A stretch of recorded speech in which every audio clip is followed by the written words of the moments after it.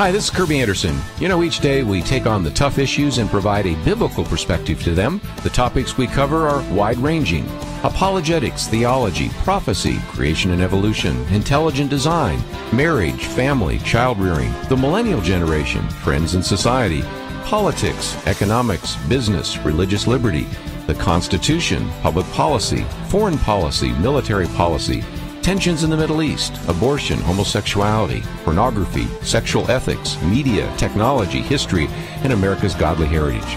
We talk about anything that affects your faith, your family, or your freedom. So don't go anywhere, because Point of View starts right now.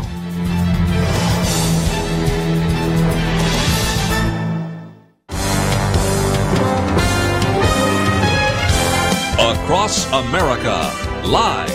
This is Point of View.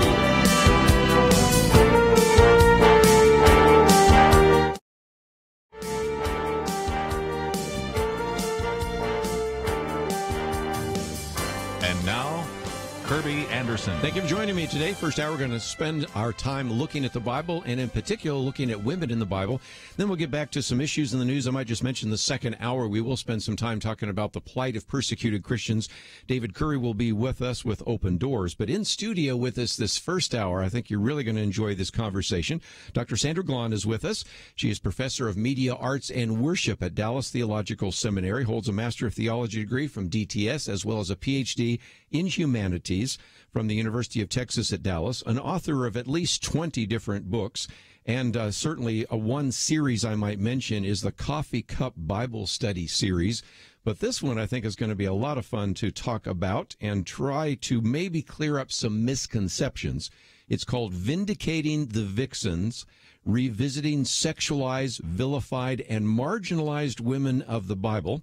It's published by Kriegel Publications. You can find information about that on our website, pointofview.net. You might be able to find it in your local bookstore, but one of the reasons we have a link there is just in case you can't find it, we've made it very easy for you to order there as well. Sandra Glahn, just great to have you in studio with us. Great to be here. Thank you. You know, let's, if we can, even start out by why you wrote this book. There, as we go through this, are going to be a lot of maybe misconceptions people have about some of the women in the Bible. They've read a book like, Bad Girls of the Bible, or they have heard stories about Mary Magdalene or Rahab or maybe Bathsheba. And in some respects, you pulled together this really international group of scholars to really begin to help us get an accurate biblical picture about these women, didn't you? That is certainly our hope. Yes, there are plenty of bad girls in the Bible that we're not seeking to vindicate. Potiphar's wife, for example, or Jezebel. It's not that the goal is to vindicate all the bad women. It's that we're looking at some women who we think have been wrongly vilified. And so it's men and women looking at some of these stories, and as you said, across the world, and hopefully some people from the developing world, different perspectives that help broaden our understanding of some of the cultural differences. It's a pretty wide divide from here to the 10th century BC in some cases, for example. Well, one of the things I was thinking about is if you are going to be teaching through the Bible and you come to these, if you will, sometimes misinterpreted passages, this is going to be a resource you want to have on your shelf. Now, if you're running a women's ministry, we all know that women's ministry sooner or later do the characters of the Bible, right? And so, again, you could do yourself a great favor by having this book on your shelf and having read this before you teach about Ruth or before you teach about Sarah or Deborah or whoever it might be. And, of course, I mentioned some that have been vilified all through history.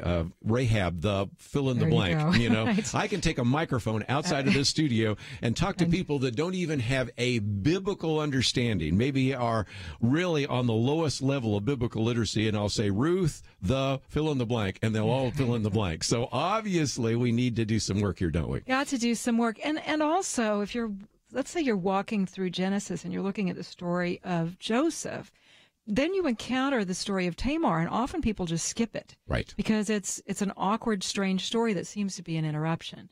And Carolyn Custis James, who looks at that, says it's anything but an interruption. It's a pivot point for why Judah has a change of heart. Yes. He has sold his brother Jacob, and the next time you see him, he's giving his life for Benjamin. Why? Because he's had an encounter with a righteous woman, and he's been accusing her of sin, and he ends up, she's more righteous than he is.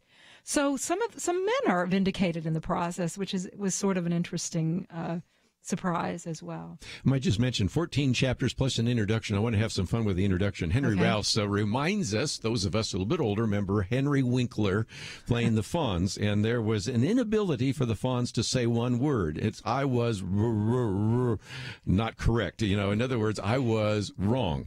And his premise in this is that if we're really going to be honest with ourselves, we need to begin to use proper biblical interpretation and recognize that sometimes we have come to some really wrong conclusions, haven't we? That's exactly right. We wanted to make it really clear that what's not happening in this book is people undermining Scripture to come up with a radical feminist approach to these women.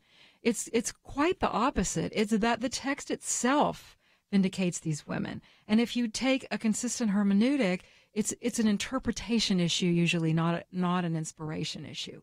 So we're going back and looking at some of the wrong interpretations. And one of the tools that we have that really helps is the internet, because it used to be somebody might study in Ephesus and they would go there and have to live for a year, and then they would publish in an obscure journal and we'd never know about it. Mm-hmm. But now they can publish it in Greek, and I can use Google Translate, and sitting in my house, I just have a lot more resources.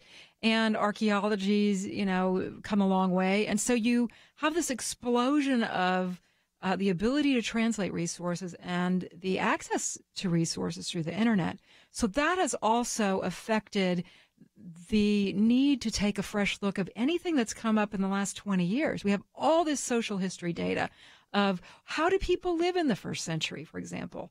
How old was a typical person when she got married? We now know, the Virgin Mary is probably 14. Mm-hmm. Pieces of information like that. Magdala, where Mary Magdalene was, has really only been excavated in the last 20 years. Just saw that the other day when I was there. Yeah, and it's a very rich village. What is this woman who had 7 demons doing with all this money that she can support Jesus? Because probably her work was disrupted. Well, maybe she was a widow. Yeah.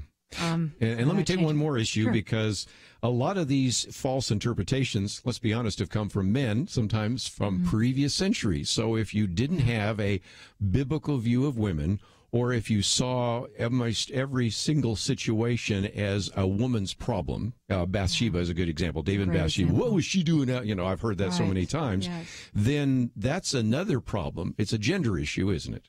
It is. And just to even think about, that's a great example. Bathsheba is a great example, because we know so much more now about power differentials in these relationships. David sent for Bathsheba. He was a king. And he had 2 men, and her husband to send for her. And she's probably innocently thinking, my husband is one of his warriors. Maybe he's been killed. If the king summons you, you don't say no. Yeah. The word for bathing could be washing your hands. It doesn't mean what we've made it to mean. So when you relook at that story, it not only, again, changes how we view Bathsheba, it also helps us see what is the writer of David's story trying to show us about the abuse of power. And we're supposed to be seeing that through David's point of view and identifying with David and thinking how far he has come in a bad way and what power can do to us. Yeah. Well, and again, that piece by Sarah Bowler we'll come to in just a minute. She's got a little chart here, what you see, then what it means, and I thought that was really helpful as well. So we need to take a break. We're going to come back and look at each one of these sections. Section 1 is the women in the genealogy of Jesus. We could spend an entire hour there, but I'll keep the train moving down the road. Then the second section, a survey of sexualized, vilified, and marginalized women of the Bible. We'll pick out 1 or 2 there. And then finally, section 3, since we mentioned Mary Magdalene, we at least have to talk about at least some of the New Testament women revisited. 14 chapters, we'll pick out just a few.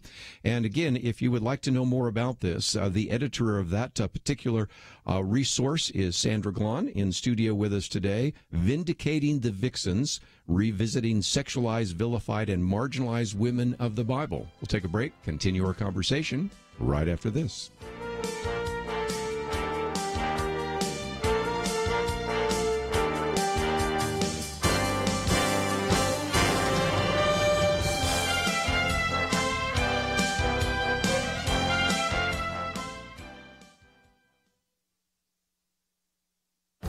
This is Viewpoints with Kerby Anderson.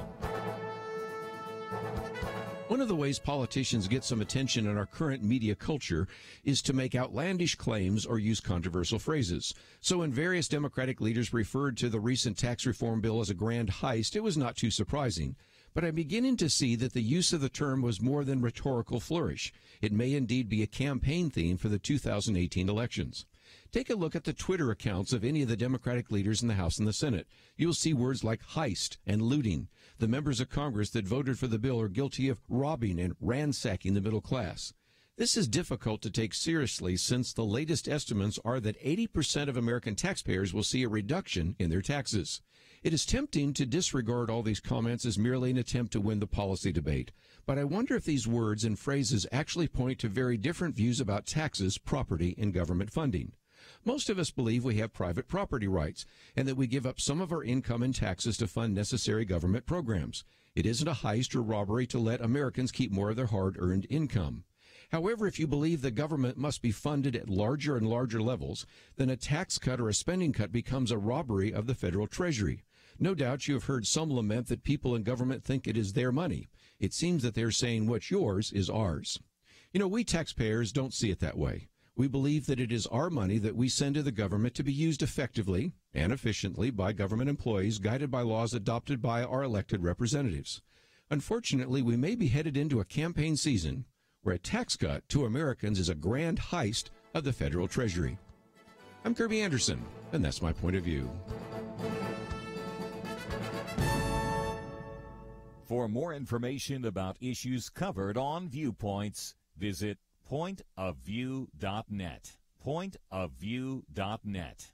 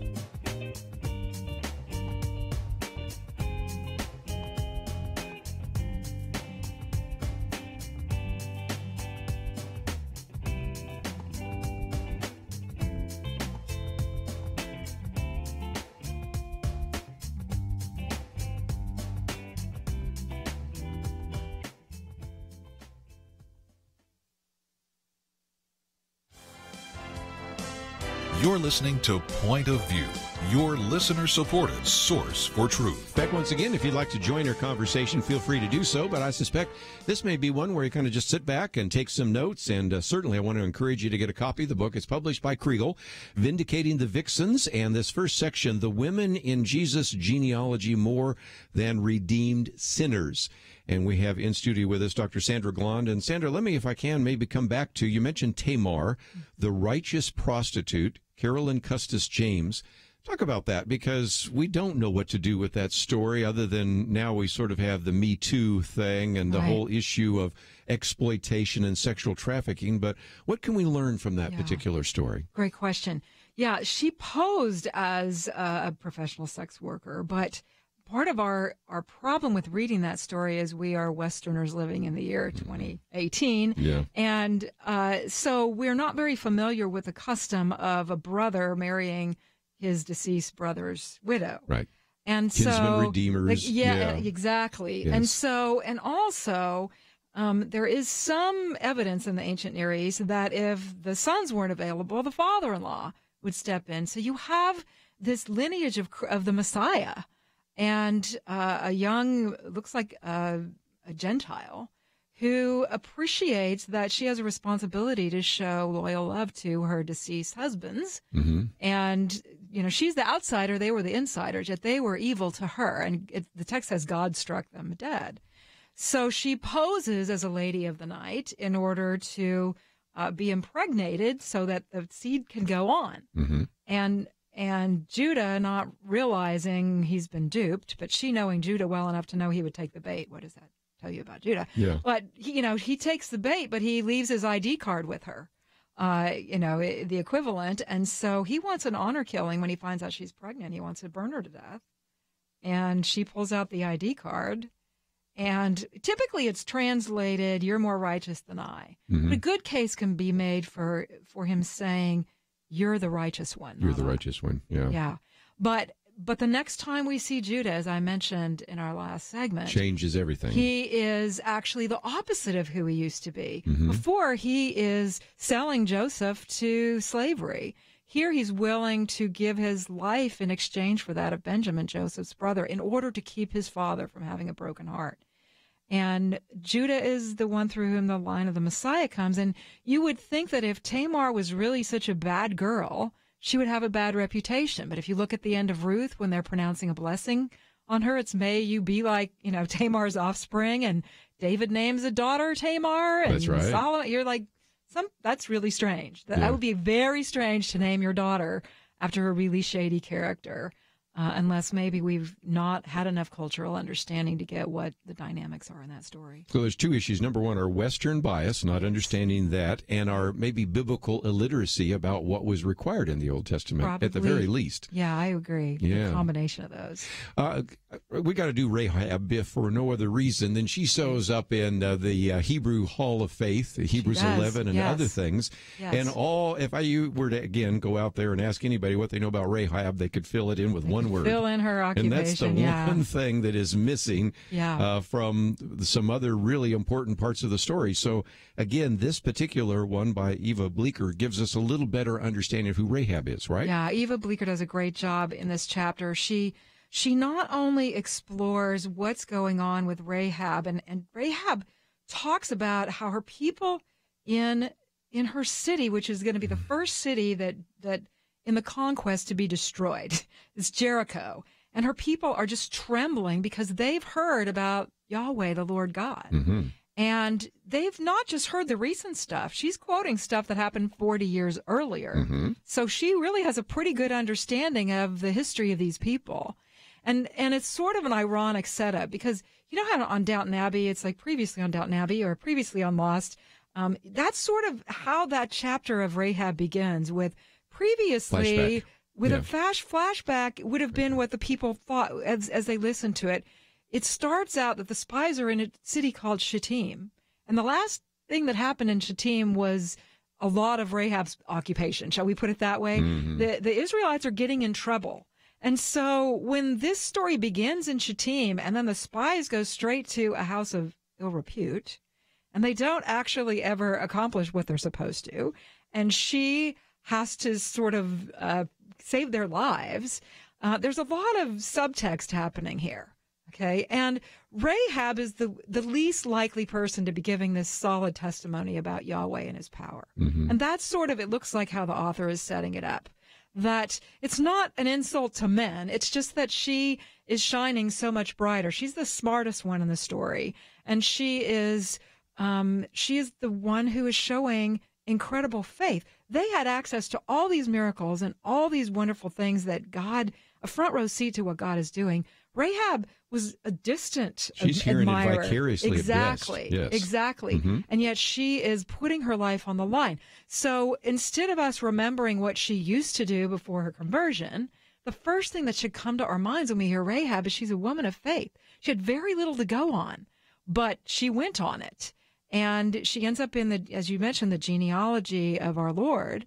And we tend to say, well, she's there to prove what great sinners God can redeem. And there's no question. All of us are redeemed sinners, right? But if you're going to say that about Jesus' genealogy, there are plenty of other people in there that we could also, Judah himself is in that list. And that's not typically the first thing we think of when we think of Judah in the genealogy. But whether it's the genealogy or in Hebrews 11, again, you see some individuals, Enoch, he never even dies. He just goes to be with the Lord. And so there's some people, when I've gone to a hall of faith, football hall of faith, basketball hall of faith, I went to the baseball hall of fame the other day. I mean, you can't even relate to these individuals. These are incredible. And that's kind of when you come to Hebrews 11, the same sort of thing. I can't relate to some of these individuals who are so perfect, are so pure, so holy. but then you see the rest of humanity as well. And so she's the murderers, the liars, the former, You got all sorts of things there. Just before we take a break, let's talk about Bathsheba. We already mentioned that, and to me, one of the most important parts of her chapter was this little chart, because I thought it was really helpful for me to just actually see that, and maybe I'm just a visual chart kind of person, but it really helped me understand that sometimes we have completely misunderstood what the story was of David and Bathsheba. And as I read through that, the few times I've spoken on that, usually at a men's retreat, I've always put the blame on David. And I'm really glad I did, because I see that we have misinterpreted a lot about the actions of Bathsheba, haven't we? I think we really have. And again, the goal here is not to bash David. It's to be faithful to the text. Right. And we never have any suggestion from the author that Bathsheba bears any responsibility. And so what that does is it puts us in the point of view of David, saying if David could fall, and look where he started. You know, he was just a shepherd boy, and God raised him up and used him. So he did something very evil here. And as you mentioned this chart, so Sarah Bowler, who does this chapter, she has a contrast. You know, we often suggest that Bathsheba's bathing on the top of a roof, but cultural studies, text studies suggest she was actually in an enclosed courtyard. David, the palace is elevated, so he could see into everybody's backyard. We often suggest that, you know, she was unclothed, but as I mentioned earlier, that word for bathe could be washing. She could be washing her hands. But even if that's true, I was in Culiacan, Mexico, walking through a poor village, and I saw men bathing, but you know, you look the other way and pretend you don't see them, right? Right. And that's what David should have done. Even if she had been bathing in public, the suggestion is made that she was trying to seduce him, but David shouldn't have been watching. And then he, as I mentioned, he sends messengers, plural, to fetch her. And we tend to say that they had an affair, which suggests some agency on her part. There's nothing in the text to suggest that. And the fact that her son goes on to be the king of Israel he wasn't the firstborn. So there's a suggestion there that Bathsheba was a righteous woman. Well, and again, that's a good point, because at the very end you have, it looks like more than 20 pages in your bibliography, and one of the first ones there was it rape, David and Bathsheba. And so if somebody says, well, okay, that's just one writer's perspective, you've got a bibliography here that people can dig into a little bit more if they really want to go into kind of research and to be able to explain that as they're teaching that in one of their Sunday school classes or teaching it from the pulpit in a church. So we need to take a break, and we're only half done, and we have a lot more to cover. Dr. Sandra Glahn with us today. The book is entitled Vindicating the Vixens. Let me just mention that, first of all, we have information about the book on the website. When we come back, I also want to talk about Sandra's website, because that's another place you can go. And if you'd like to correspond with her, maybe have her come and speak, maybe just there's a question in the book that you wanted to interact with, that's certainly the case. Before we're done, I'm also going to encourage you to think about whether or not you'd like to take courses at Dallas Theological Seminary. A couple ways you can do it. Of course, you can come to Dallas. We'd love to see you here. But also the online courses are outstanding, and there are various other places around the country where you can take courses as well. So we have a lot more to cover. We will do that right after these important messages.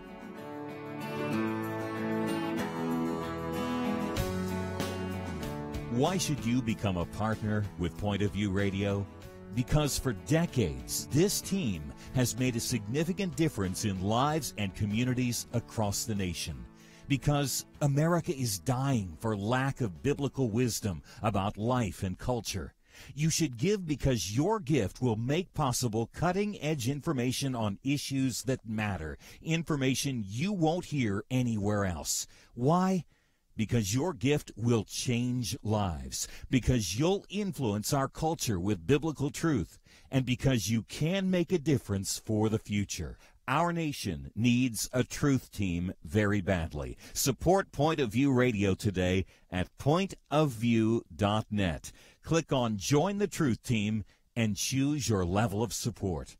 Pointofview.net, or call 800-347-5151, 800-347-5151, or mail that first donation to Point of View, Box 30, Dallas, Texas 75221, Box 30, Dallas 75221.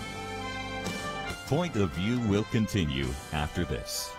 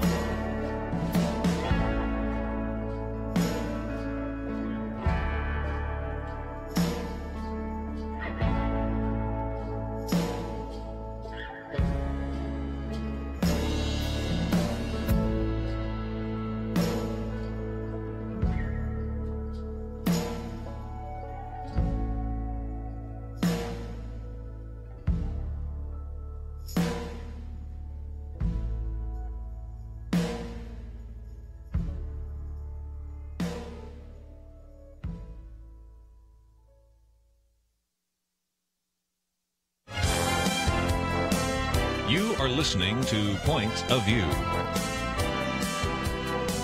The opinions expressed on Point of View do not necessarily reflect the views of the management or staff of this station. And now, here again is Kerby Anderson. Continuing our conversation today with Dr. Sandra Glahn. If you would like to join us, feel free to do so. But if not, sit back and listen to the conversations that we have today. One of the things we do have is a link to your website, aspire2.com. And it's aspire2.com, but don't worry about it. We have the link there, and we have information about you. We have a shopping cart there, so you can get some of the books and other resources that are there. And if people would want to contact you, what else will they find when they land on the website? There's a contact form. So they don't have to have my email. They don't have to remember anything other than come to your site and they can find me from there. Well, and a lot of the books that are posted right now are part of the Coffee Cup Bible Study series. We're not talking about that today, but mention it just for a minute because this would be another great resource for so many of our listeners. Sure, thanks. I did a series of 10 Bible studies directed mostly toward women, although some guys have picked them up. But I wanted them to be small enough to fit in a diaper bag and include the biblical text, and the people over at the Net Bible allowed us to use the Net Bible in it. So you don't have to carry your Bible and your Bible study gear. You have everything in one place. And I'm working on Ephesians right now, so we'll be 11 eventually. Well, and again, I might mention you have some fictional resources there as well. You and Dr. Couture, have written over the years. So again, you've just got lots of things to find. And so let me point you to aspire2.com. Right. And at the same time, this book, 14 chapters, almost 300 pages, and it is available perhaps in your local bookstore, but if you have difficulty finding it, we have a way in which you can order it online as well. First section, we talked about the women in the genealogy of Jesus. We really could spend an entire hour there, but I want to keep moving. Section 2, a survey of sexualized, vilified, and marginalized people in the Bible, primarily in the Old Testament. Let's go to the age of the patriarchs.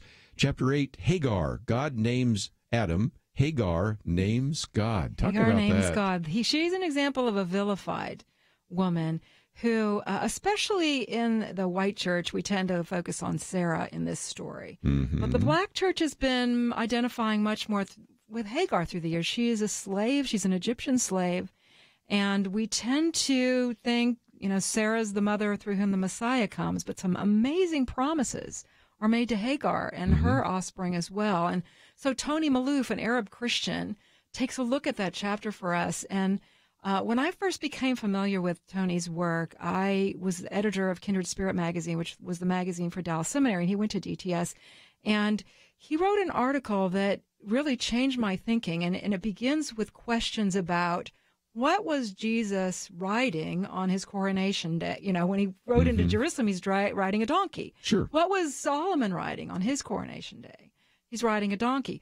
When Hagar runs away from Sarah because Sarah's being abusive, and she's in the desert, and God appears to her, he says, "Go back to slavery, but your son will be a wild donkey." Right. And Americans think, but they don't think nice things when you call somebody a donkey, right? And so, if we would hear that as a free stallion, then we could see a motivation. You must go back to slavery, but your son will be a free stallion. A mother will do that. A mother will put up with slavery if she knows that her progeny will be saved. Right. She's giving her children a better future. It makes absolutely no sense if God says to her, "Go back to slavery, but your son will be a wild donkey." There's just no motivation in that. Yeah. And he also says that he will dwell in the presence or in the face of his brothers. And the mere proximity of Israel gives Arabs this proximity to the message. And there have been Arab Christians for centuries that many of us in the West don't realize. There's this huge legacy in Syria and Damascus. Beautiful old churches, and we just don't typically think of our brothers and sisters in Christ over there. And so Hagar's story reminds us that God always has his ear to the powerless. He always has his ear to, Rahab is another example. Here's an Egyptian slave, but she is vulnerable, and God appears to her, and she's the only woman to whom God says, "I will make you a great nation." Yeah. And she names God, and you are the God who sees, El Roy. And so that sort of messes with our theories that naming means you're in authority over somebody, because clearly Hagar is not an authority over God, but she is describing what God is like. You see me, you hear me, and her son is named for that phenomenon. What is so interesting, too, is here's where you see, again, this kind of American idea. We love Sarah. We don't really like Hagar. We like Jacob. We don't like Esau, all the way down. Right. We want the winner. We focus on the winner. We don't focus on the one that is seen as inferior, making a mistake, cast off, whatever it might be. And so Tony Maloof really helps us understand a little bit more about Hagar in a way that we really never understood that before. I might just mention we skipped over Sarah, taking things into her own hands or seeking to love. That's a fascinating piece. But let's move on to a few others. Deborah, this is a question that has surfaced more than once. She is a judge, and it's entitled "Only When a Good Man is Hard to Find?" ? Ron Price wrote that. Talk about that one for a few minutes. So Ron's out at Biola. He's a great scholar, and he argues that Deborah is God's first best choice, not his second best choice. I had a student at the seminary one time who was really experiencing success in ministry, but she was very sad. And she said, for every day of success I have, I realize it's because a man didn't step up to the plate. And she was getting it straight from what she'd been taught about Deborah. And so Ron Pierce helps us relook at that and see that one of the things that's interesting about Deborah is she is not only a judge, she's the only other person who's called a prophet in that era besides Samuel. So if God is going to choose second best, why is he elevating her up to prophet status? He doesn't need to do that. And so sometimes God has a habit of choosing the unexpected, right? The people with the least impressive resume sometimes. And some of these stories are really looking at that. And one of the surprises to me as general editor, when the chapters came in, when I had set out to assign these, I really just saw them re-looking at the text and trying to be more faithful with the text. What I wasn't expecting was consistently the authors then stepped back, pulled the camera back, and said, what are we missing in the bigger story by interpreting it this way? And consistently we were missing. God had gone out of his way to choose the powerless. God had gone out of his way to hear the underdog. God had gone out of his way to make sure people understood you didn't do this by your own skill or your own power or your own whatever. I love to choose the person that thinks he or she is forgotten. Rahab is a Canaanite. She's a woman. She is a woman of ill repute, the least likely person in Jericho to give the kind of glowing testimony about God that she does. I see one of our callers wants to talk about Rahab, but before we finish this whole issue of Deborah, Ron Pierce did a very good job of practical application, and I thought that was helpful. Be faithful to your calling regardless of the risk or social stigma that may incur. Be faithful to follow the leadership of a godly woman. We know how that sometimes in certain churches has been a problem. Trust God's grace and presence in your life, not worrying about whether you receive credit and honor in the eyes of others. And remember that God alone deserves the ultimate glory and honor, for he is the one who truly rescues and blesses. So there's some really strong, in many of these chapters, application as well as good interpretation. That was certainly our hope. And in that one, you really see a woman and a man partnering to the glory of God. It's not a competition. It's not either or. We need each other. We were made to have dominion together. And so we're also really trying to call the church to more of a partnership. Forget the gender wars. Let's be brothers and sisters, and we have a battle to fight together. Let's take some phone calls. We'll head first to Ohio, WGGN. Lowell, thank you for joining us today. You're on with Dr. Sandra Glahn. Yes, I've been studying a lot about Rahab, and one of the things that I find very, very interesting about her is that when they rescued Rahab, they not only rescued Rahab, they rescued every one of her family that she had gathered into the house. And she was told that the people that were in the house, they would be safe from destruction. And we can see that she took the place of believing in the household salvation. It was because of her faith and because of her stand that she was able to rescue everybody that was in her family. Very good. Just before I take a break, any comments real quick? Yeah, thank you. That story really looks a lot like the Passover. There are a lot of parallels, and Eva Bleeker points that out in the chapter. Thank you for pointing that out.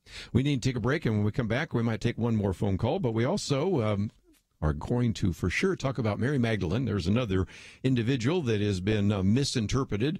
Thank you, Dan Brown. That goes back to the Da Vinci Code. We haven't covered that in a long time, so we will do so. But we'll also take some phone calls if you'd like to join us, 1-800-351-1212. Lowell, thank you for that addition. We'll get another call or two, but we have one of those mandatory breaks.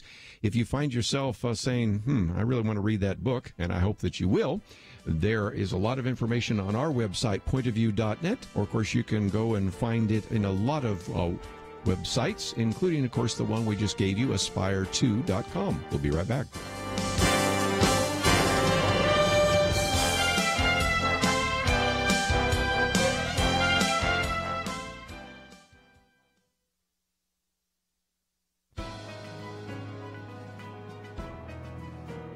Welcome to the First Liberty Briefing. I'm Jeremy Dice. Ben Franklin reportedly said, "There is nothing certain in life except for death and taxes." Well, in a 548-page complaint, one man has targeted at least one of those certainties, and it's not death. Terry Lee Hines contends that the United States tax code has violated the Constitution by establishing taxism and institutionalized faith and religion. Because the tax code has the effect of favoring and even promoting organized religions through tax breaks and other benefits, Mr. Hines believes the tax code is in violation of the First Amendment. Well, I suppose this is the sort of case that law students are forced to grapple with, but actually have little effect in the real world. Some may dream that such a lawsuit is the silver bullet to bring down our ghoulish tax system. Alas, Mr. Hines' lawsuit will not free us from the taxman's visit every April 15. For one reason, taxpayers have a lot of hurdles to overcome just to bring the lawsuit. Mere allegations, even ones dressed up in the garb of a First Amendment challenge, that they do not like to pay taxes will not be sufficient. For now, Mr. Hines and the rest of us will have to continue to pay our taxes, and most importantly, the religious charities and houses of worship that are exempt from them will continue to be exempt. To learn how First Liberty is protecting religious liberty for all Americans, visit firstliberty.org. Hi, I'm Kelly Shackelford, President and Chief Counsel of First Liberty Institute. You can protect your religious freedom by going to firstliberty.org to download your free Religious Liberty Protection Kit. Our attorneys created kits for churches, ministries, Christian schools, military members, students, and teachers, and the workplace. Get your Religious Liberty Protection Kit at firstliberty.org. That's firstliberty.org.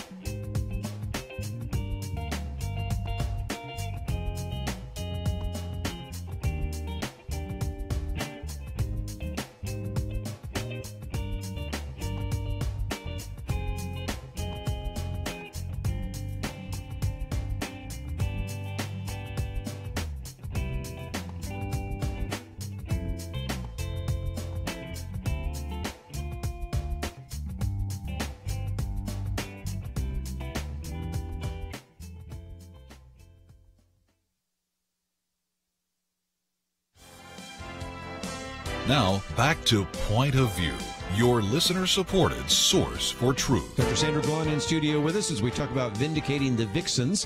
And just before we take another phone call, we might mention, Dr. Sandra Glahn, that the proceeds from this go to what? International Justice Mission? International Justice Mission. The subtitle of this book is Revisiting Sexualized, Vilified, Marginalized Women of the Bible. So all of the contributors decided that we would let the profits go to those who are on the front lines dealing with the sexualized, vilified, marginalized women in the world. So their International Justice Mission is, all the profits are going to them. So we're not lining our pockets, and we're marketing shamelessly because we're not getting rich off this project. And it is in the preface there where you can find out a little bit more. And IGM has been on this program with us a number of times, so we will certainly mention them again. Let's go to Maine, WSEW. Bob, I think you wanted to say something about Genesis 16 and Hagar. Go for it. Yes, verse 12. I'll just read it. I have a comment besides that, but anyway, here it is. He shall be referring to Ishmael. He shall be called the wild ass of a man, his hand against every man, and every man's hand against him, and he shall dwell over against all his kinsmen. That's from a good translation from the Greek, from the Ignatius Press Holy Bible.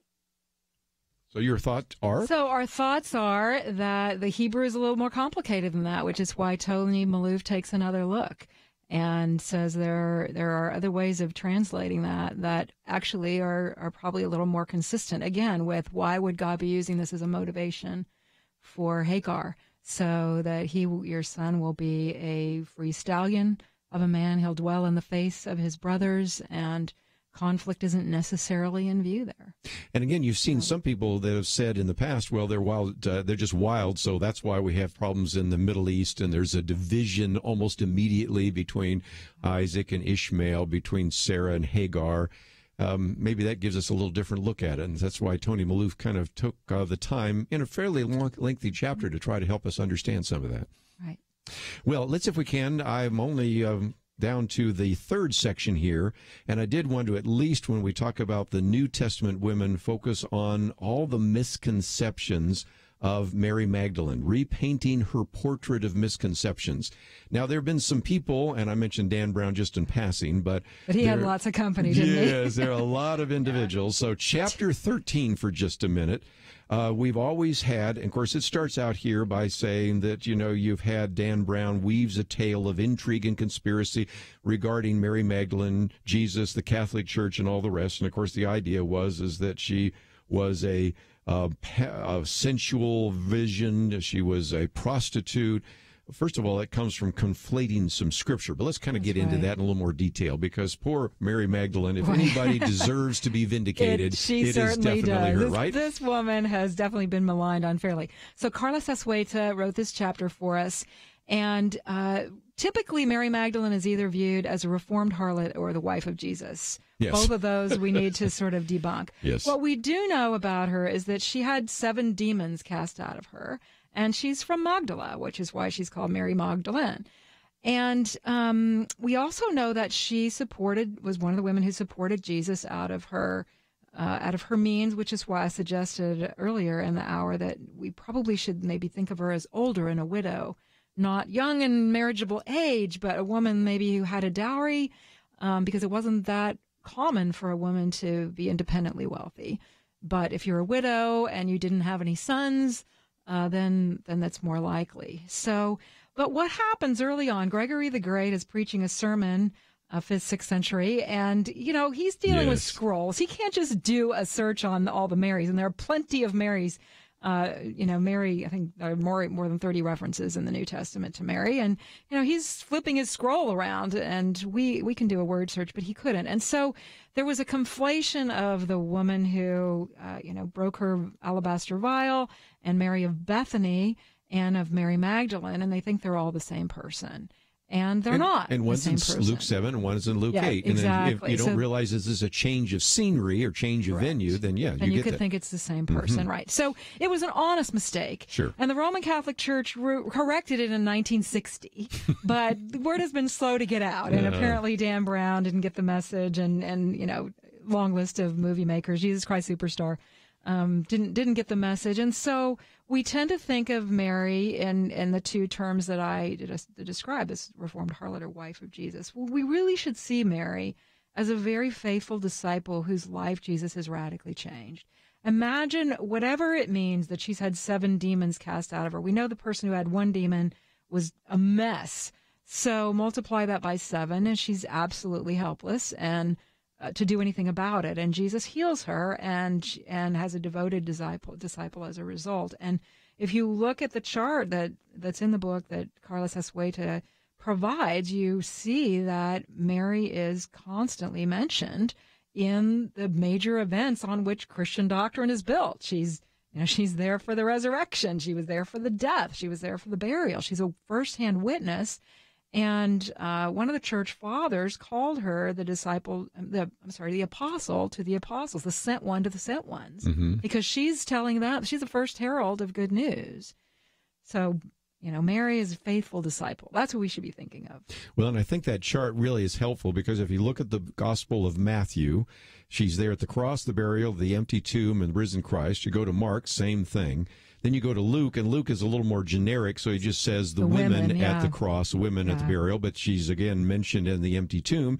And then when you even get to John, again, the cross, the empty tomb, and risen Christ. So there's, apart from maybe the mother of Jesus, nobody else is the more significant key witness. She's the one to interview. If Luke's going to write a gospel, she and the Virgin Mary would probably be your key witnesses. So those would be the key witnesses. Well, we're just about out of time. And again, 300 pages, 14 chapters. We didn't even come close to covering all of those, but talk about how people could use this, because I know as a teacher you thought about how you would use this, but we have Sunday school leaders, we have pastors, we have small group leaders and others. This could be a teaching time. It could be something you dip into when you find yourself in that particular passage in Scripture, but also if they wanted to teach a character study of some of these women, this book would be just ideal, wouldn't it? Yes, the thing that arises as for the women in Jesus' genealogy, which many pastors do in the season we've just come out of, going into Christmas, is it's that emphasis on their Gentile and outsider status. Tamar is probably a Gentile, and Bathsheba is married to Uriah the Hittite, right? And Ruth is from Moab, and so it's these Gentiles that are weaved into the Jewish story. And what was God's promise to Abraham? It was, through you all the nations of the world will be blessed. All the nations of the earth will be blessed, and you see it from the beginning of the genealogy before the Messiah is even born. So certainly if you're going to do a series on next Christmas, which you should be starting now, there would be a resource for that, and it was a resource for some pastors this year, and that was very encouraging. Certainly if you're going through Genesis and wonder where in the world is this Tamar story coming up in the middle of Joseph's story, Maloof gives us Carolyn Custis James gives us a really good look at how that fits into the overall narrative. And of course, anytime you want to teach Bible characters, got some good ones here that have been neglected. Huldah especially. A lot of people don't even know about her. They need to. Well, again, we're just about out of time. Let me just mention that if you'd like to study under some of the people that we've had in studio here, whether it's been Mark Bailey or whether Daryl Bach or Sandra Glahn or Reg Grant or Mark Yarborough or just a few of the others that have been here, I think you should find out a little bit more about Dallas Seminary at dts.edu, dts.edu. If you can't come to Dallas, they may be coming to you because they have campuses elsewhere, and more importantly, they have just an outstanding online series. And so if you'd like to learn from some of these individuals, go to dts.edu, aspire2.com. And Sandra Glahn, it's been great to have you in studio. It's been a pleasure. Thanks so much. We're going to take a break. When we come back, David Curry with us. We're going to be talking about persecuted Christians, and they've put together their World Watch list. We'll talk about that with him right after these messages.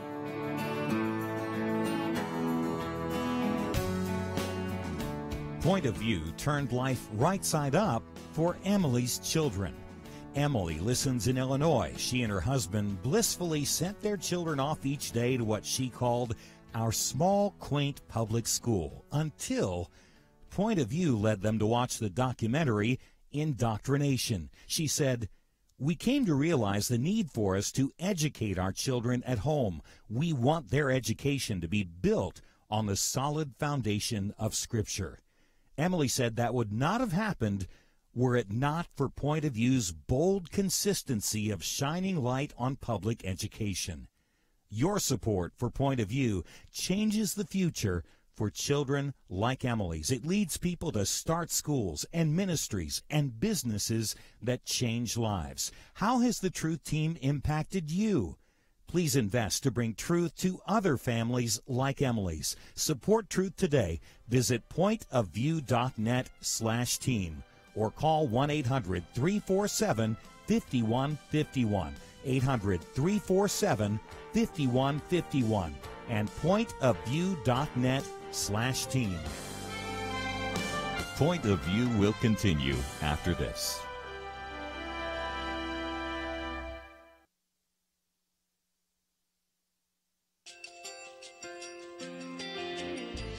I just want to thank you so much for all the wonderful programming you have. You're just absolutely fantastic. I recently started listening to Point of View, and I really found it interesting because of the different subjects you cover. Thank you for that. I really appreciate everything that you do in keeping us informed. Thank you, Kerby, for everything that you have been doing.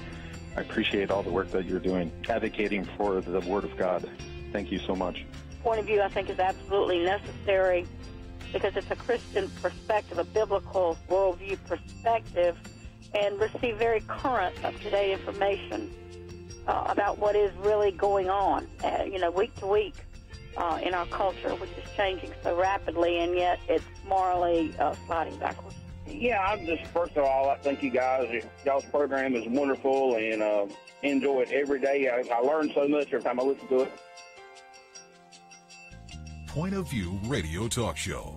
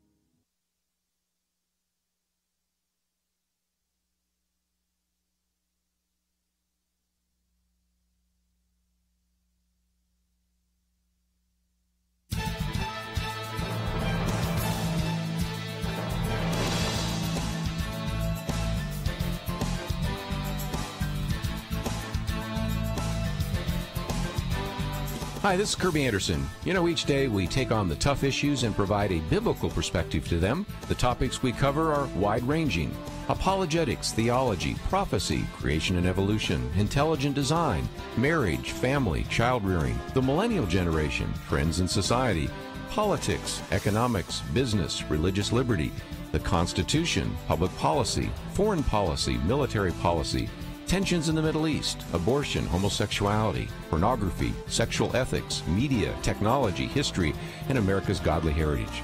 We talk about anything that affects your faith, your family, or your freedom. So don't go anywhere, because Point of View continues right now.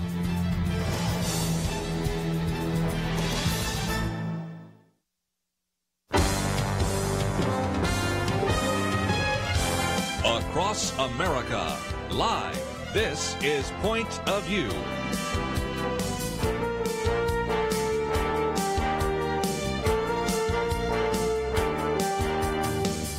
And now, Kerby Anderson. Second hour today, we're going to spend a little bit of time talking about the new World Watch List.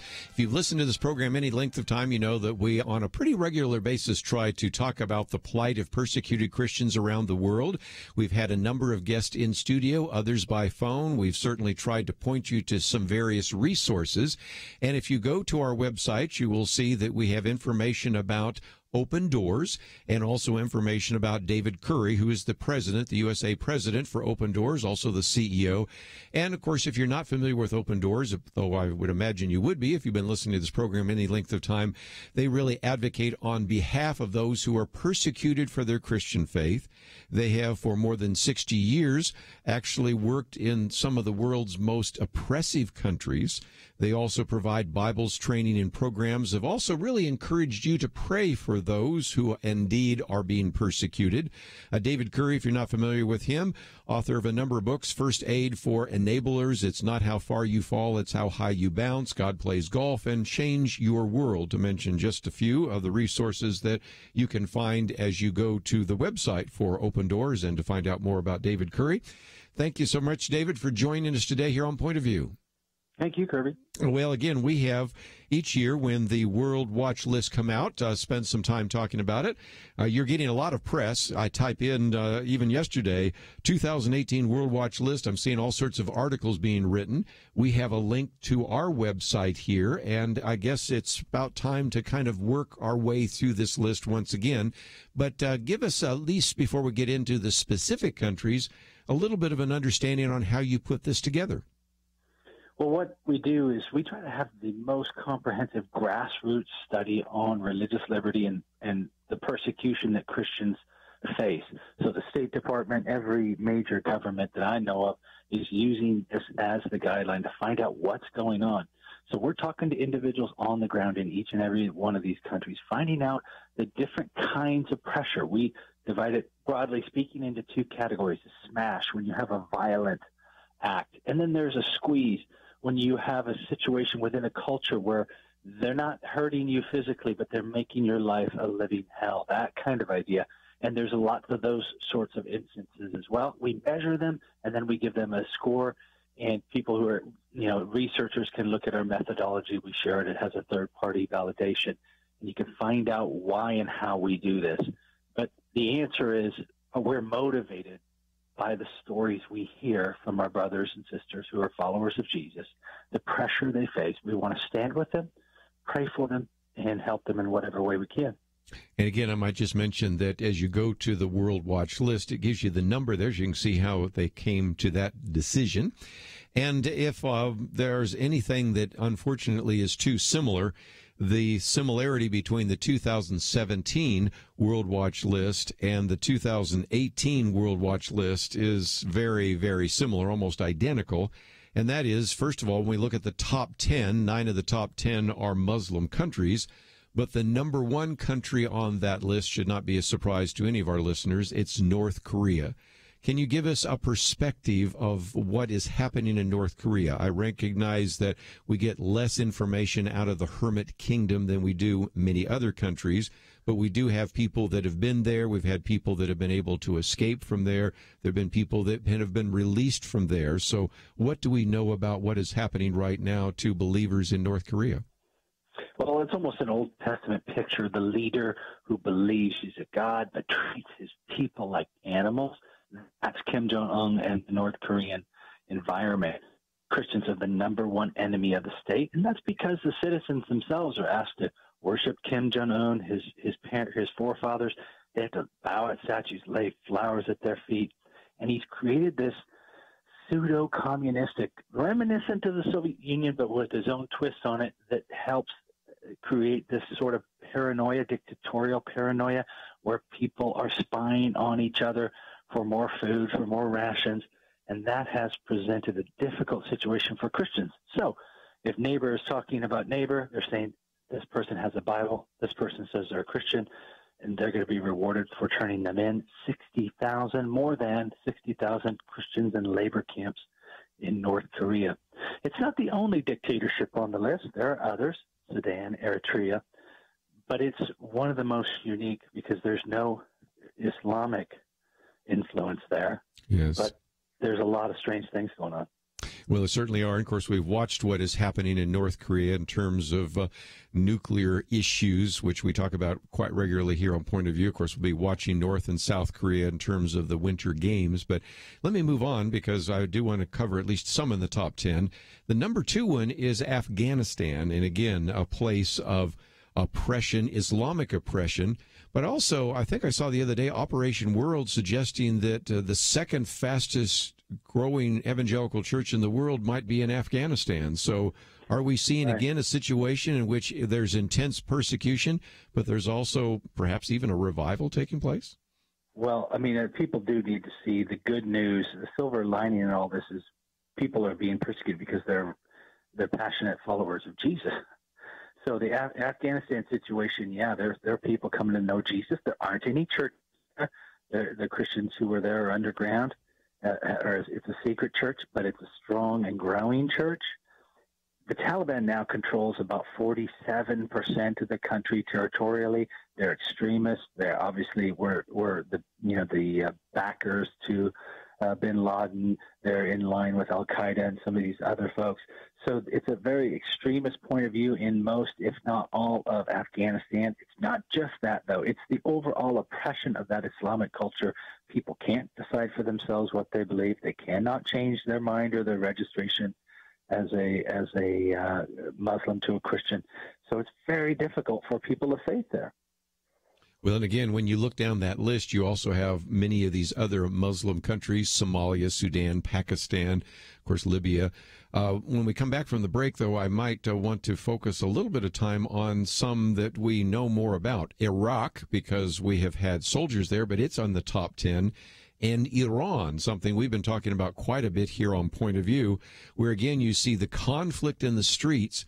But then again, if I can use Operation World or some others that are suggesting, again, perhaps the fastest growing church right now is in Iran. So there is an interesting kind of, if you will, almost indirect parallel that sometimes in the places of persecution, some kind of Christian growth is taking place. But it's all the more reason for us to be in prayer about these particular countries.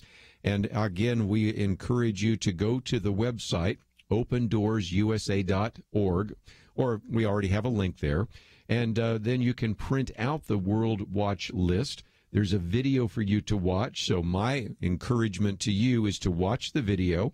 Then there's a share button there, and click on that. Put it on your Facebook page, maybe send it to your pastor. Maybe you have a missions pastor that doesn't happen to listen to this program, or maybe you have a prayer ministry in your church and pass it on to them, or put it up as a Twitter post or something like that. And, of course, there's a place for you to get the report. There's a place where you can see the map or list the view, however you want to do that. And it gives you quite a lot of information. And, of course, if you want more about that, of course, we would encourage you also to consider what you might do to support Open Doors. We'll come back and talk about a couple of these other countries and what you as an individual and as the body of Christ can do to make a difference. All that coming up right after this.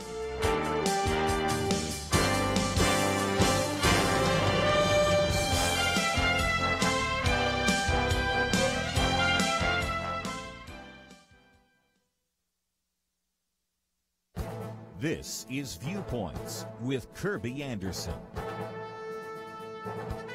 One of the ways politicians get some attention in our current media culture is to make outlandish claims or use controversial phrases. So when various Democratic leaders referred to the recent tax reform bill as a grand heist, it was not too surprising. But I'm beginning to see that the use of the term was more than rhetorical flourish. It may indeed be a campaign theme for the 2018 elections. Take a look at the Twitter accounts of any of the Democratic leaders in the House and the Senate. You will see words like heist and looting. The members of Congress that voted for the bill are guilty of robbing and ransacking the middle class. This is difficult to take seriously since the latest estimates are that 80% of American taxpayers will see a reduction in their taxes. It is tempting to disregard all these comments as merely an attempt to win the policy debate. But I wonder if these words and phrases actually point to very different views about taxes, property, and government funding. Most of us believe we have private property rights and that we give up some of our income in taxes to fund necessary government programs. It isn't a heist or robbery to let Americans keep more of their hard-earned income. However, if you believe the government must be funded at larger and larger levels, then a tax cut or a spending cut becomes a robbery of the federal treasury. No doubt you have heard some lament that people in government think it is their money. It seems that they're saying what's yours is ours. You know, we taxpayers don't see it that way. We believe that it is our money that we send to the government to be used effectively and efficiently by government employees guided by laws adopted by our elected representatives. Unfortunately, we may be headed into a campaign season where a tax cut to Americans is a grand heist of the federal treasury. I'm Kerby Anderson, and that's my point of view. For more information about issues covered on Viewpoints, visit pointofview.net. Pointofview.net.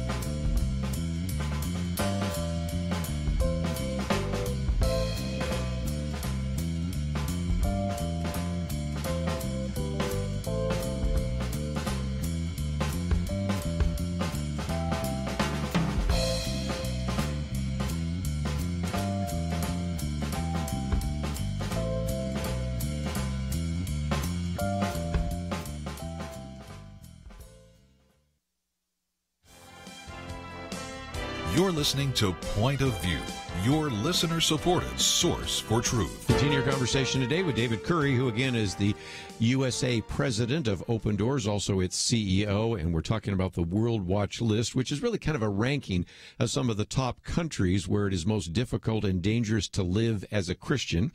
And in that top 10, a couple of countries I want to focus some time and attention on. One is Iraq. One is Iran. By the way, if you'd like to join us, 1-800-351-1212. If you'd like to watch the program, of course, you can go to our website, pointofview.net. Of course, you can also go to Facebook Live. And while we talk about Iraq, let's also, if we can, David, talk about the Iraq and Syria Genocide Emergency Relief and Accountability Act. But first of all, what's going on in Iraq? We fought a war there. We wanted to liberate the people, but life for Christians is still very hard in Iraq, is it not? It absolutely is. Only a fraction of the Christians who were there 10 years ago remain.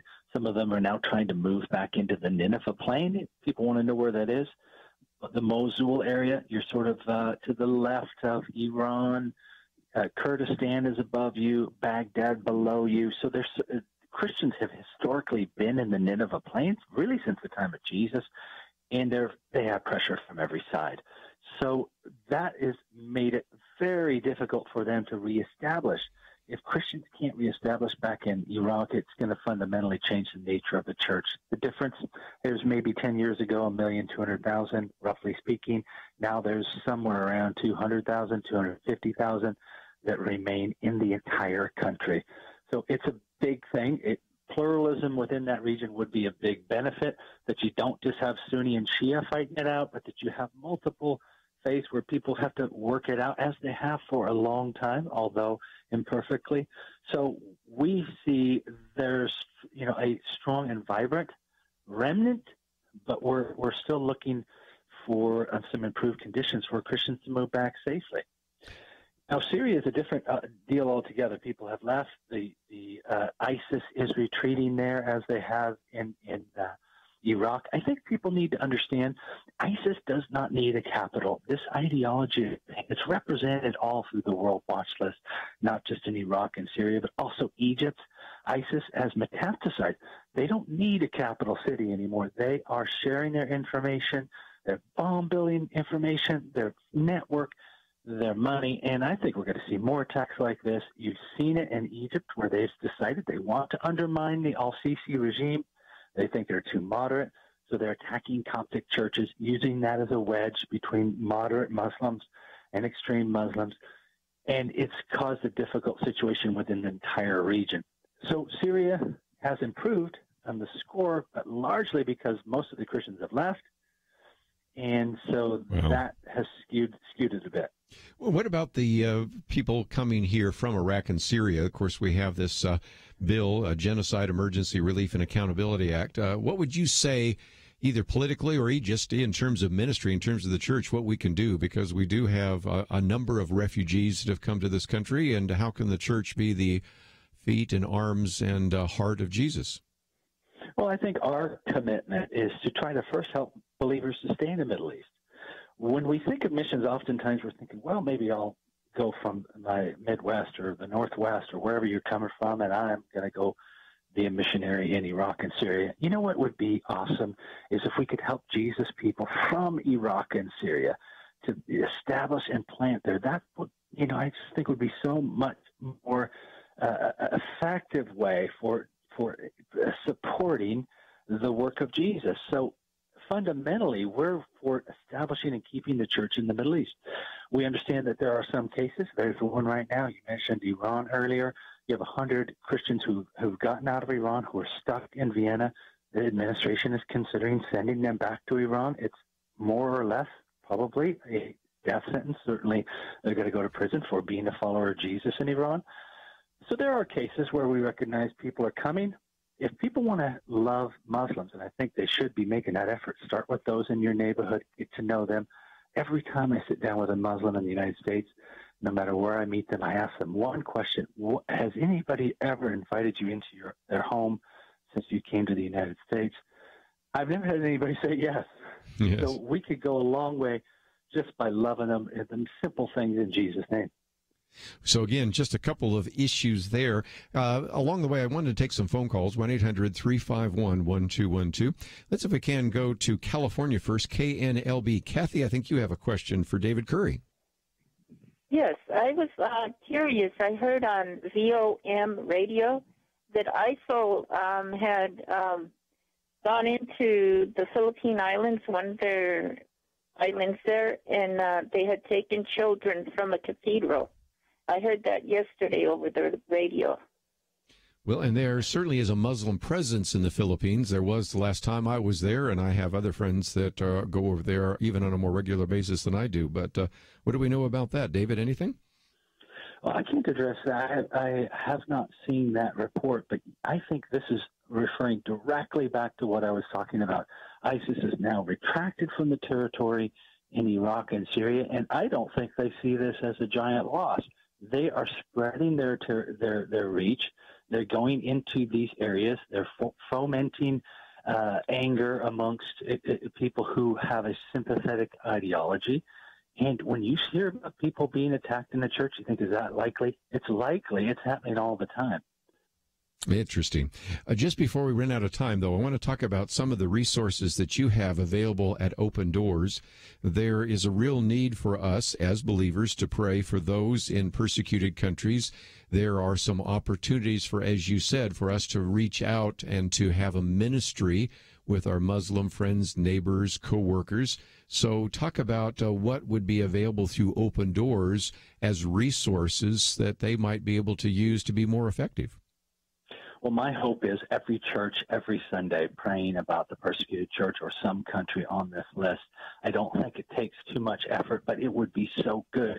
Jesus has called us, the Lord has called us. He described it in Hebrews, said, pray for those in chains for my name. So we need to do it. There are resources. The thing to do is to download these videos.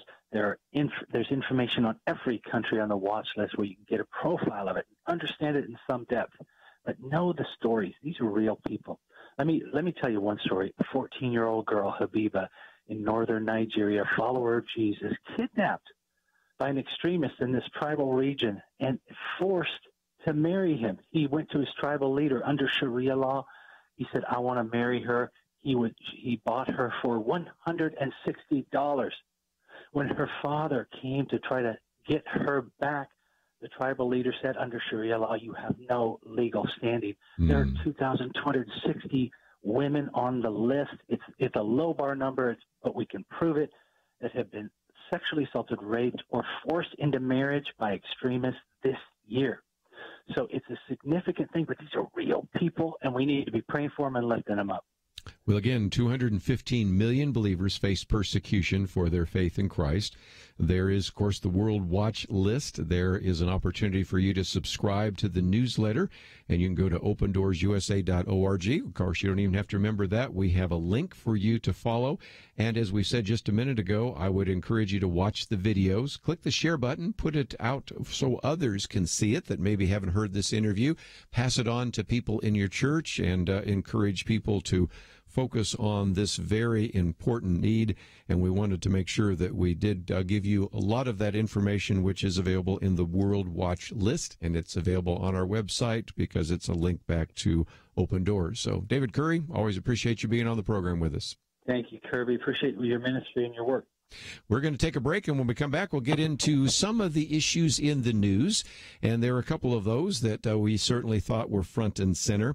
One, of course, is what is happening right now because of some of the debate about DACA, so we will only mention that in passing.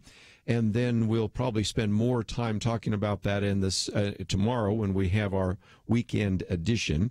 But also we're seeing more and more of these companies which are giving bonuses. And so I wanted to give you that. But then one of the third articles we've posted on the website today has to do with the lawsuit that James Damore is bringing against Google. And I think it gives us a very interesting look into Google's culture of intolerance. And again, I will only mention a few in the David French article. You can go to thefederalist.com, and they have 19 insane tidbits from James Damore's lawsuit about Google's office and what is in that kind of intolerant environment as well. And so we'll get into those issues in the last half hour. And, of course, if you would like to join us, ask a question, make a comment, we would certainly welcome those calls. Last half hour, open line, 1-800-351-1212. Talked with Dr. Sandra Glahn today about her book, Vindicating the Vixens. We've talked with David Curry about Open Doors and the World Watch List. We'll come back and get into a couple of the issues in the news. And if you'd like to join us, we would welcome those phone calls, 1-800-351-1212. Go to the website, pointofview.net, to find the information we're talking about. We'll be back right after this.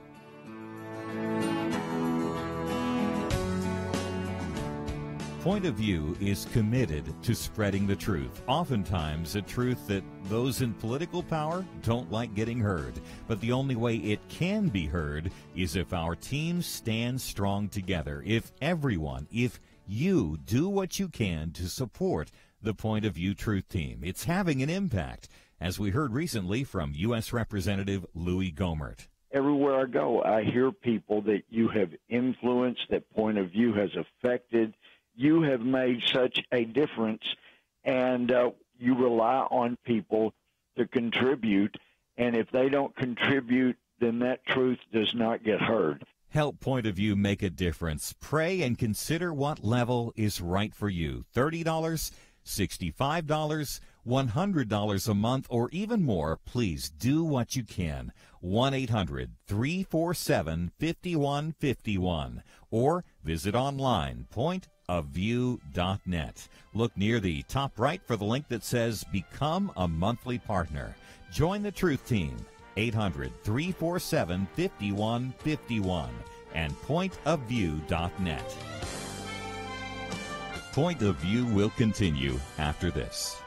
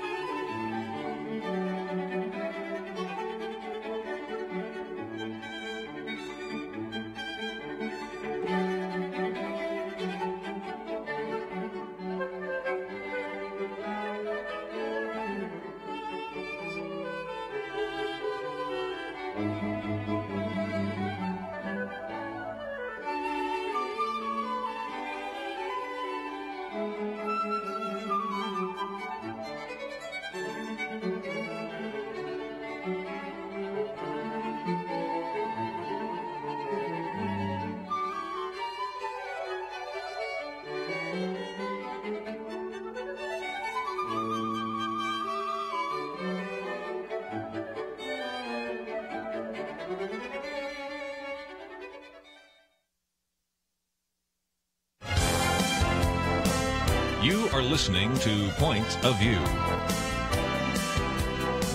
The opinions expressed on Point of View do not necessarily reflect the views of the management or staff of this station.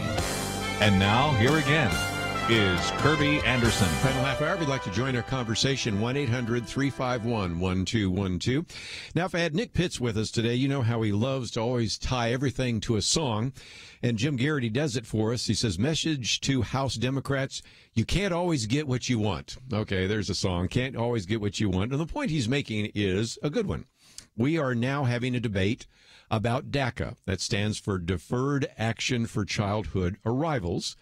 And as a result, there was a meeting, as we talked about the other day, between the president and members of Congress, both in the House and Senate, both Republicans and Democrats. Now, there have been some, and we'll talk more about this tomorrow, who have felt that this was helpful to Donald Trump because he seemed to be in control of the agenda.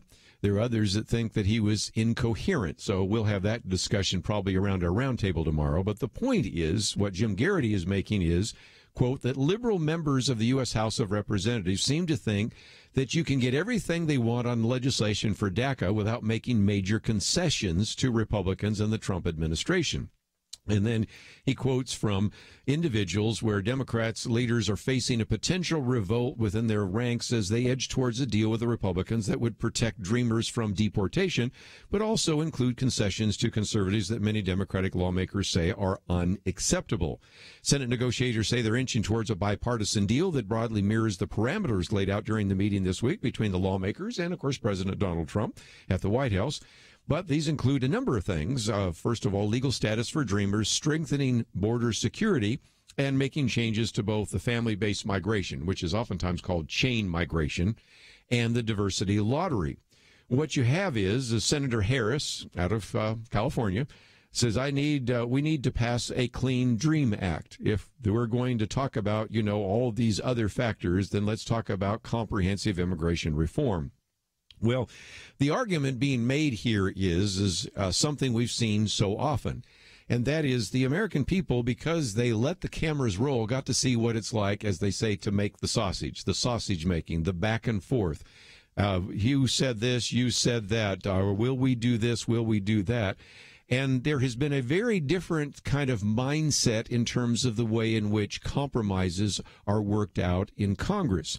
Because if indeed the Democrats are in control, and there was a time when you had a Democratic president, a Democratic House with a Democratic Speaker of the House, and a Democratic Senate with a Senate Majority Leader, the argument was, we are in control, and you're going to do it our way. So compromise means you come towards the Democrats. Now, all three of those have been reversed, but the Democrats still want to say, no, you need to come our way. And so American people are going, wait a minute, I'm looking for some opportunity here for some movement. And if indeed, in order to deal with this issue of the Dreamers, again, deferred action on childhood arrivals, if we're going to bring that about, then it's not too much to ask that we also address issues like the funding of the wall, or getting rid of the diversity lottery, which has always been kind of a questionable idea from its start, or chain migration, or the rest. And so you see that in almost every case, the negotiations have been, well, if we're going to have compromise, then the Republicans have to compromise. Well, and the reason for that is the Democrat leaders over the years have not been willing to compromise. And oftentimes when they're in a position of authority and leadership, and they have both houses and the presidency, they don't necessarily feel they need to do so. But in this particular case, they've run into somebody who also is supposed to be a pretty good negotiator. Now, we'll see, because that chief negotiator, the guy that wrote the book, The Art of the Deal, well, the other day said, whatever they send me, I'm going to sign. I'm like, okay, that's not exactly the kind of negotiation we used to expect from you. But in some cases, I do believe that there may be some pretty tough negotiation. And the key to that, as Donald Trump has told us, before he was even candidate Donald Trump, when he was entrepreneur Donald Trump, said, if indeed they will not actually come to the bargaining table, if they will not compromise, you've got to be willing to walk away. And so we'll see how this plays itself out in the debate. And tomorrow on our weekend edition, Penna Dexter will be here, Jeremy Dice will be here, and we'll get into that in a little bit more detail about where we are on these debates and discussions about immigration. But the other thing that I thought was kind of fun by Jim Garrity is he calls this Armageddon Part 5. Now, if you haven't been following, there are a couple of individuals, Guy Benson, I'm going to quote from Katie Pavlich in just a minute, but also, interestingly enough, Jim Garrity have taken the comments that came from the former Speaker of the House, now the House Minority Leader, Nancy Pelosi, saying that when we have passed and when we finally pass this tax reform bill, we're going to have Armageddon out there. And so here, the one Armageddon that we have here is the one Armageddon for roughly 1 million hourly employees of Walmart. Walmart's employees will reap the benefits of a recent tax law changes as the company raises its starting wage and distributes bonuses to eligible workers. The big box retailer announced that it will be increasing its starting wage rate for hourly employees in the United States. And the retailer will also pay a one-time cash bonus to eligible employees of as much as $1,000. And so it talks a little bit more about some of those benefits.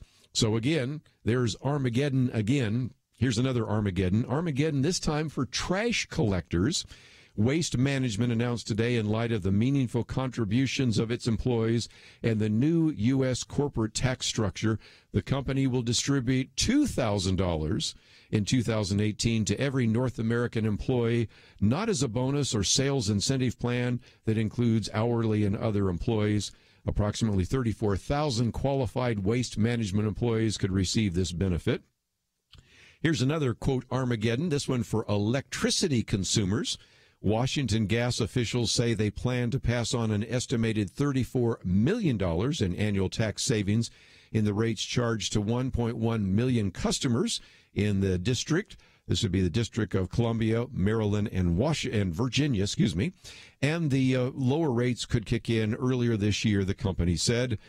Dominion Energy, which is Virginia's largest utility with 2.5 million customers, is evaluating the impact that this would have and how they could benefit the customers. Let's take two or three more real quickly, because I really could just take the entire rest of the hour just listing these. It's, quote, Armageddon for winery employees.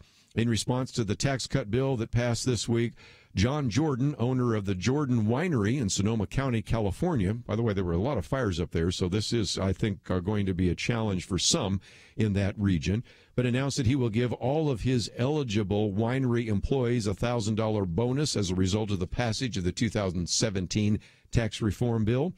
And two more.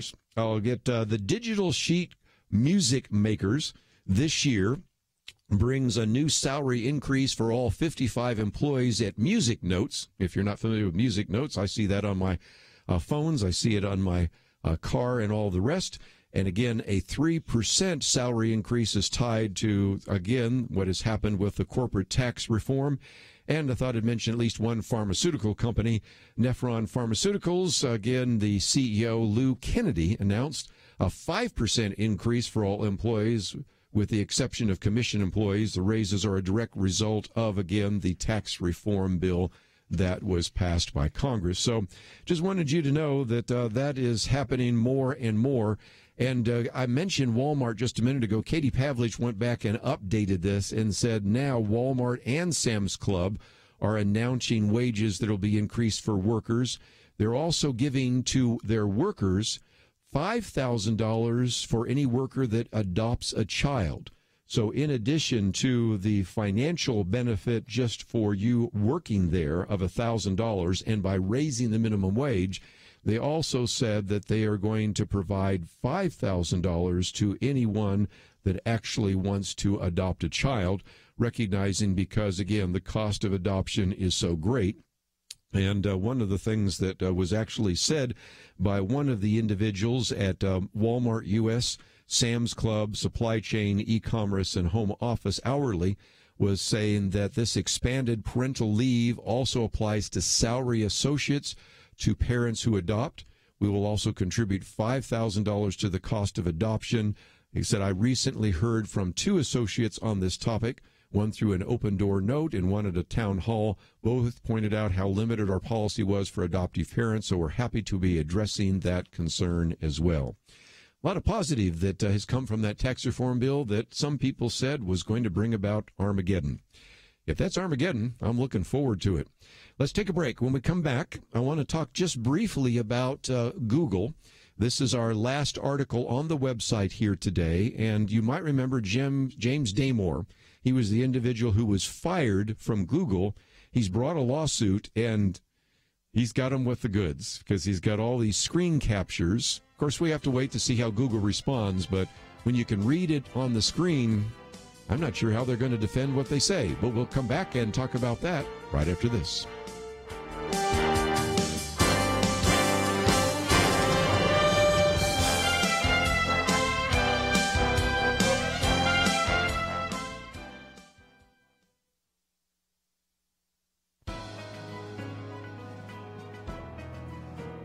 Welcome to the First Liberty Briefing. I'm Jeremy Dice. Ben Franklin reportedly said, there is nothing certain in life except for death and taxes. Well, in a 548-page complaint, one man has targeted at least one of those certainties, and it's not death. Terry Lee Hines contends that the United States tax code has violated the Constitution by establishing taxism and institutionalized faith and religion. Because the tax code has the effect of favoring and even promoting organized religions through tax breaks and other benefits, Mr. Hines believes the tax code is in violation of the First Amendment. Well, I suppose this is the sort of case that law students are forced to grapple with, but actually have little effect in the real world. Some may dream such a lawsuit is the silver bullet to bring down our ghoulish tax system. Alas, Mr. Hines' lawsuit will not free us from the taxman's visit every April 15. For one reason, taxpayers have a lot of hurdles to overcome just to bring the lawsuit. Mere allegations, even ones dressed up in the garb of a First Amendment challenge, that they do not like to pay taxes will not be sufficient.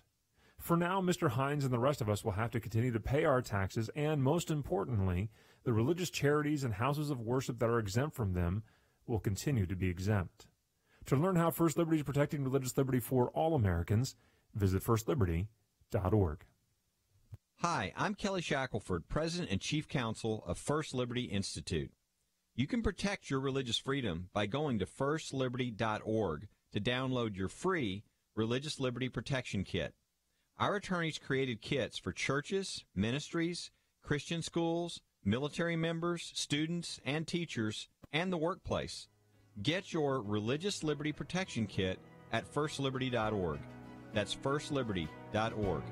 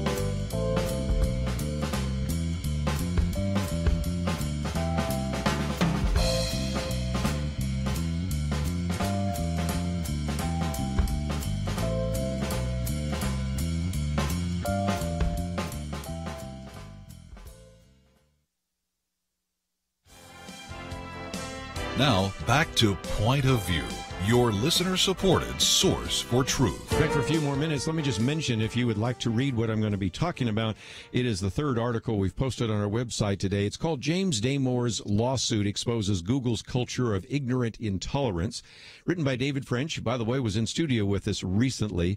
And he raises a good question. He said, let's ponder a disturbing question. What if the crisis of free speech on college campuses, with their often extreme intolerance for conservative points of view, represents a high point for free expression in a student's life? What he's getting at is this. If you listen to this program any length of time, especially when we've done our Millennial Roundtable, we oftentimes talk about some of the most remarkable and incredible, I don't know if I can come up with a better word, disgusting probably is a more accurate word, examples of what happens on a college campus today, how there is such intolerance for certain kinds of viewpoints, and those that are considered to be the ones that should never be tolerated. Certainly a Christian viewpoint is not very often tolerated. A conservative viewpoint is not very often tolerated. Sometimes just a view of traditional marriage, of moral absolutes. These are all obviously targets, sometimes of very vilified kinds of attacks. Okay. What if what is happening on the campus is actually better than what is now happening in the corporate world? And so what David French says is, what if the real world is more repressive, more ignorant, and more punitive towards dissenting speech? I mean, it is one thing if you're a conservative kid to just kind of keep your head down while the professor goes on and rants about all the kinds of issues that you hold to be dear. It's one thing to be in a class where Christians are ridiculed and you just kind of say, you know, I'm not going to fly this flag very high here because it's not going to get me anywhere, but at least I can graduate. But what if indeed corporations have the same kind of ideology, and as soon as you're, quote, outed as an individual, a person of faith, a person with conservative views, a person with free enterprise views, a person with a traditional morality, or whatever, and you'll just simply get fired. And so that's the question that David French is asking, and it isn't just because it's theoretical. It's because we have this former Google employee by the name of James Damore, who has filed a class action suit against Google, alleging systematic race, gender, and political bias against white, male, and conservative employees. And the point he's making is that if these ideas were replaced with sort of black, female, liberal, or racial, or whatever, these would be actionable items through, things like the EEOC and everything else. So you might say, well, those are just he said, they said. Can't go any further. He was a pretty smart guy, because what he did was take all sorts of screenshots.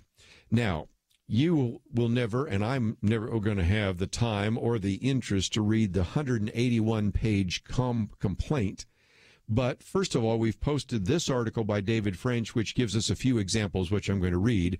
And then you can go to thefederalist.com. They have 19 of these, and you can actually see some of those. But what he did was take screenshots of internal Google communications and postings on internal Google message boards.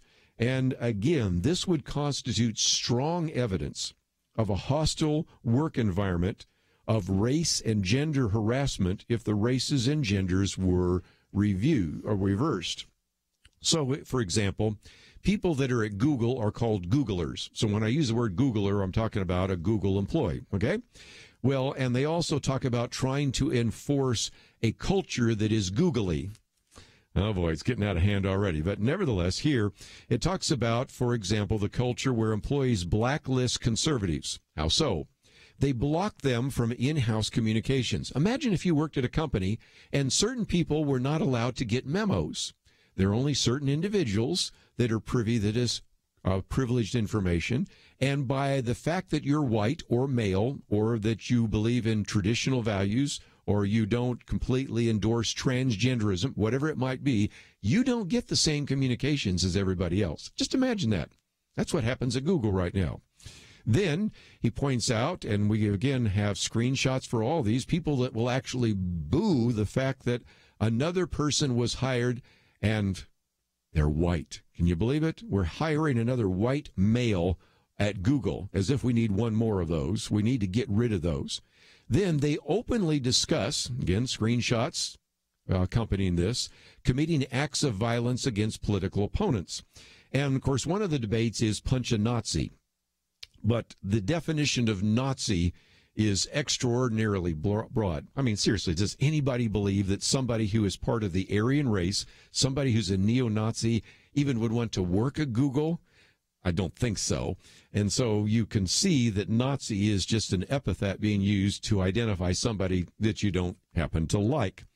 Then, in one posting, an employee proposed a moratorium on hiring white cis, that means non-transgender, white cis heterosexual abled men who weren't already abuse survivors. Now, if they've been through some kind of abuse, maybe they'll understand our circumstances. In another, an employee advertises a workshop on healing from toxic whiteness, and another post mocks white fragility. And again, you can go on and on and on, and I won't. But again, 181 pages in this complaint and screenshots that you can look as well. Now, we also have to be fair. We recognize that so far, all we have is James Damore's filing, and I think it's fair to wait and see if Google has any kind of response. But it's going to be a little more difficult this time to say, well, no, that was misinterpreted, because anybody can look at the screenshot themselves and come to the obvious conclusions. So the screenshots and the images and some of those represent, as David French says, prima facie evidence of racial and gender bias, which would be intolerable and illegal in the vast majority of American jurisdictions under federal law. And so the point he concludes with is the emperor has no clothes.